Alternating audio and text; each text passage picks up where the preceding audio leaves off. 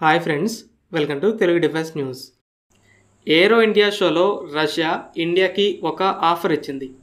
మేము R-37 మిసైల్ని అమ్మడానికి సిద్ధంగా ఉన్నాము, కావాలంటే మీ దేశంలోనే తయారు చేసుకోండి అని చెప్పింది. ఫస్ట్ టైం రష్యా ఈ మిసైల్ని ఇండియాకి ఆఫర్ చేసింది. ఇండియన్ ఎయిర్ ఫోర్స్లో Su-30 MKA జెట్స్ ఈ మిసైల్ని క్యారీ చేయగలవు. ఈ R-37 అనేది ఒక long range air to air missile. America, Russia, చైనాలు అడ్వాన్స్డ్ ఫైటర్ జెట్స్ అలాగే ఎయిర్ టు ఎయిర్ మిసైల్స్తో ఎయిర్ డామినెన్స్ కోసం పోటీ పడుతున్నాయి. ఈ R-37తోనే రష్యా ఈ super long range air to air missiles పోటీకి పునాది వేసింది. ఇది 300 నుండి 400 కిలోమీటర్ల దూరంలో ఉండగానే ఎయిర్ క్రాఫ్ట్ని షూట్ డౌన్ చేయగలదు. మెయిన్గా ఏవాక్స్, ట్యాంకర్స్ లాంటి పెద్ద సైజు ఫోర్స్ మల్టీప్లేయర్స్ కోసం డిజైన్ చేసిన ఈ మిసైల్ ఫైటర్ జెట్స్ని కూడా కూల్చగలిగే సామర్థ్యాన్ని నిరూపించుకుంది.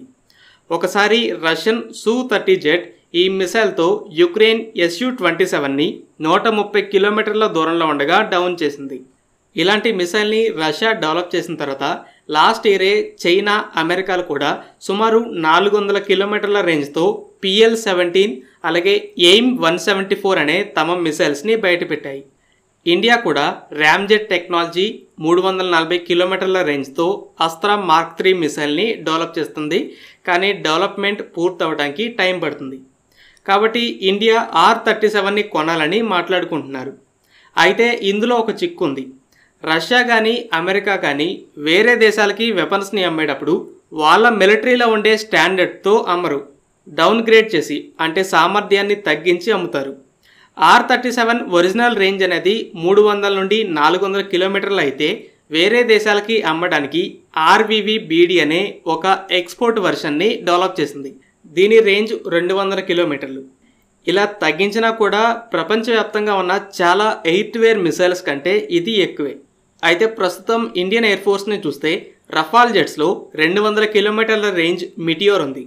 కానీ Su-30తో సహా మిగిలిన జెట్స్లో 80 నుండి 110 కిలోమీటర్ల రేంజ్ ఉన్న స్వదేశీ అస్త్రా మార్క్ 1, రష్యన్ R-77 అలాగే ఇజ్రాయేలీ IDER-BER అనే మిసైల్స్ ఉన్నాయి.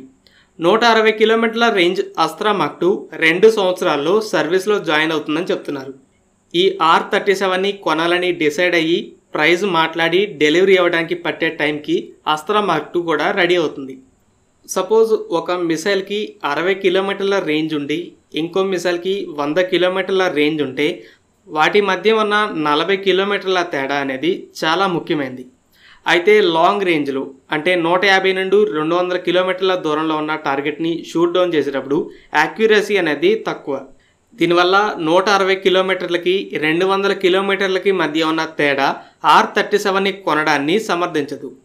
ఒకవేళ రష్యా ఒరిజినల్ రేంజ్తో R-37ని ఆఫర్ చేసి ఉంటే బెస్ట్ ఆఫర్ అయి ఉండేది. Su-30 రెడార్కి ఆల్రెడీ 400 కిలోమీటర్ల రేంజ్ ఉంది. ఏవాక్స్ లాంటి పెద్ద సైజు ఎయిర్ క్రాఫ్ట్ని చాలా లాంగ్ రేంజ్లోనే గుర్తించగలదు. అలాగే సొంత రెడార్ గుర్తించకపోయినా మన ఏవాక్స్ ఏవి గుర్తించినా సరే మిసైల్ని ఫైర్ చేయొచ్చు. చైనా PL-17ని బయట పెట్టాక ఇండియాకి ఇలాంటి మిసైల్స్ బాగా అత్యవసరమయ్యాయి. కాబట్టి ఇలాంటి పరిస్థితుల్లో రష్యా అస్త్రా మార్క్ 3కి ముందు షార్ట్ టర్మ్ సొల్యూషన్గా మా R-37Mని తీసుకోండి అని చెప్పుంటే అది బంపర్ ఆఫర్ అయి ఉండేది. కానీ ఎక్స్పోర్ట్ వర్షన్ మాత్రానికి ఇండియాకి సూట్ అవ్వదు. ఫ్రెండ్స్, ఈ వీడియో మీకు నచ్చినట్లయితే లైక్ చేయండి.